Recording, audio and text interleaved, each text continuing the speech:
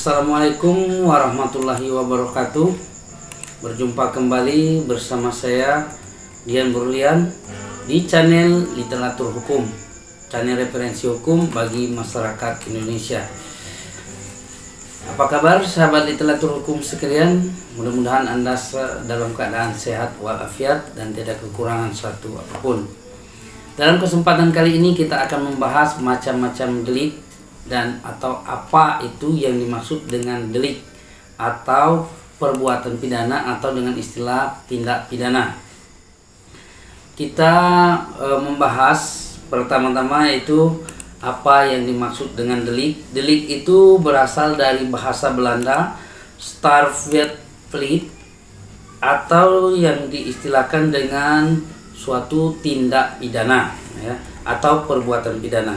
Kemudian kalau di dalam bahasa Inggrisnya criminal act atau tindak pidana.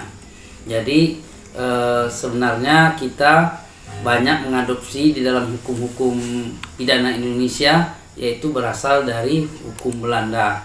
Jadi tidak heran kalau kita mengenal istilah-istilah di dalam hukum itu merupakan istilah dari bahasa Belanda.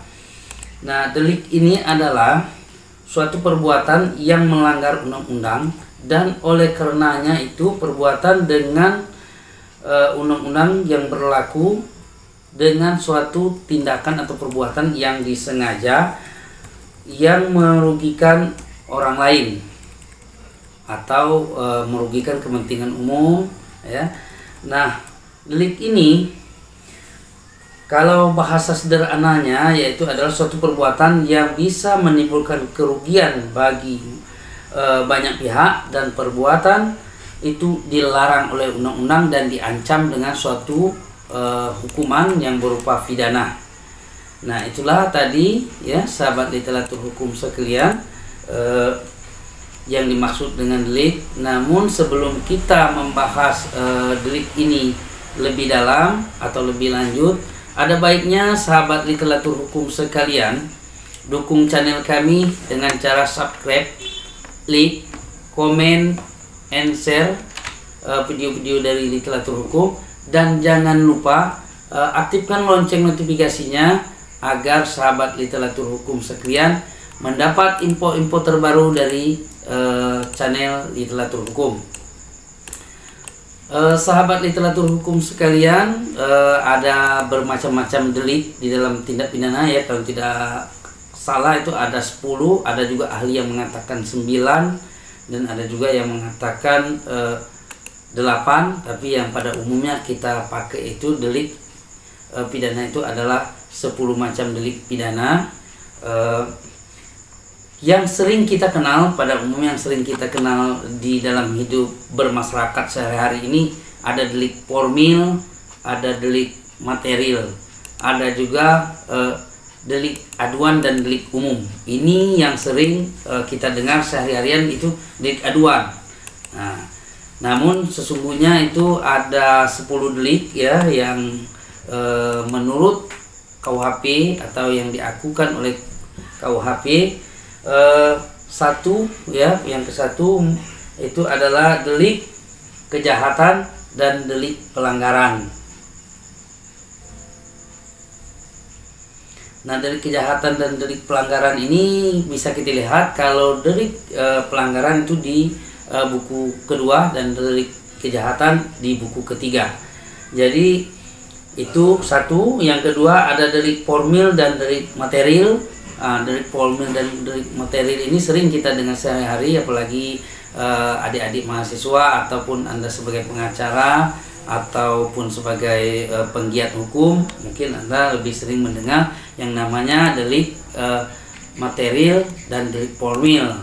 Nah, delik material dan delik formil ini, delik material ini menggambarkan, dia tidak menjelaskan bagaimana peristiwa pidana ini terjadi, bagaimana caranya, tapi dia menitikberatkan kepada akibat dari perbuatan itu. Misalnya ada seseorang terbunuh, dia tidak menggambarkan bagaimana orang itu membunuh, tapi dia mengakibatkan telah terjadi pembunuhan.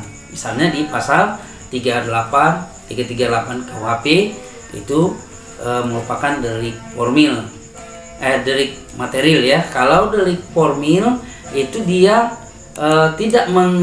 sebaliknya tidak memikirkan akibatnya. Tapi kalau peristiwanya ini sudah selesai dilakukan, maka dia adalah pidana. Contoh pasal 362. Di sana pencurian, dia tidak mengkualifikasi berapa besar kerugian, kemudian seberapa besar akibat dari pencurian tersebut, tapi dia melihat bahwa ini telah terjadi pencurian atau memiliki sesuatu dengan cara melawan hukum. Nah, ini adalah formil. Namun kesempatan kali ini saya tidak membahas terlalu mendetil, namun saya membahas macam-macam delik formilnya. Mungkin untuk lebih detailnya kita akan di konten-konten berikutnya. Tadi sudah ada dua ya, satu delik kejahatan dan delik pelanggaran, kemudian ada delik formil dan material, kemudian di ketiga ada delik komisi dan omisi, kemudian di keempat ada delik dolus dan kulfa, artinya sengaja dan tidak sengaja. Kemudian di lima adanya delik aduan dan delik umum, tadi seperti yang saya bahaskan. Kemudian ada delik umum dan delik khusus. Nah, ini kan mirip-mirip saja tapi berbeda ya, jelas berbeda. Delik umum itu seperti pidana umum, kalau delik khusus itu seperti korupsi. Kemudian KDRT itu delik khusus. Kemudian itu ada yang namanya undang-undang UJF, itu juga delik khusus. Nah, dengan adanya delik khusus ini, apabila ada pasal yang bersamaan antara delik khusus dan delik umum, maka delik umum gugur, yang berlaku adalah delik khusus. Jadi itu tadi delik khusus dan delik umum sedikit saya review. Kemudian ada yang namanya delik komisi dan delik commission, dan delik commission per omission dan kombisa. Nah, ini ada juga kemudian delik berdiri sendiri dan delik berlanjut, kemudian delik politik dan delik politik campuran ya. Ini kalau delik politik ini khususnya biasanya tentang kejahatan negara ya, yang melibatkan aparatur negara, mungkin juga ini katakan kudeta dan lain sebagainya. Kemudian ada delik biasa dan delik kualifisir. Nah, itu tadi sahabat literatur hukum sekalian, ada 10 macam delik ya yang kita uraikan, namun saya tidak menguraikan secara detail, namun saya menguraikan arti delik. Tadi delik itu secara umum adalah suatu tindak pidana. Singkatnya, arti delik itu adalah tindak pidana. Nah, sahabat literatur hukum sekalian, yang kita dengar sehari-hari di kehidupan kita sehari-hari ini adalah delik umum, delik aduan, kemudian delik formil dan delik material. Nanti kita akan membahas satu-satu delik ini pada bagian 1 sampai bagian 10 ya. Ini saya akan membahas delik secara umum. Delik ini bisa juga dikatakan tindak pidana, bisa juga dikatakan peristiwa pidana, bisa juga dikatakan kejahatan. Intinya seseorang melakukan perbuatan yang sudah diatur oleh undang-undang, dan oleh karena itu dia bertentangan dengan undang-undang, sehingga dia mendapat ancaman atau patut dan layak untuk dihukum pidana. Itulah tadi yang dapat saya sampaikan kepada sahabat-sahabat literatur hukum sekalian, dimanapun Anda berada di seluruh Indonesia.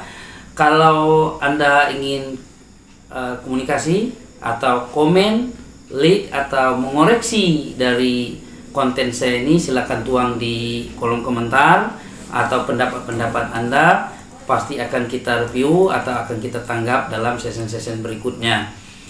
Baiklah, wabillahi taufiq wal hidayah. Wassalamualaikum warahmatullahi wabarakatuh.